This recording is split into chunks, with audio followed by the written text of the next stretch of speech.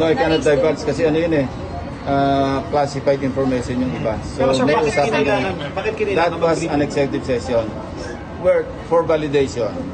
Kasi meron kami binalidate na ito ba na-take up namin sa Blue Ribbon, anong status sa inyo, Sir, things yung like that. pagbabago ng language, did it have something to do with minority na hindi raw nagustuhan yung... Nothing to do with the minority kasi hindi pa namin nakausap yung minority. Nothing to do with the supposed coup against SB?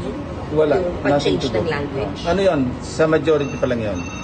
My own colleagues in the majority, nagsuggest sila, baka naman pwedeng isopen na hindi masacrifice yung intent. Hindi mababago yung substance. Kasi sabi ko may baseline ako di ba? Bottom line ko, hindi ko talaga i-report out yung hindi ako naniniwala. Sir, kayo po yung nag-request ng meeting kahapon?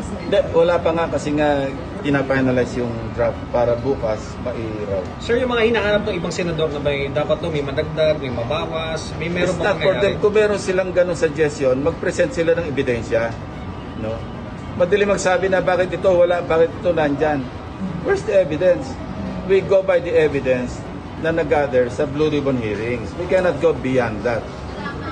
And we cannot go short of the evidence as presented.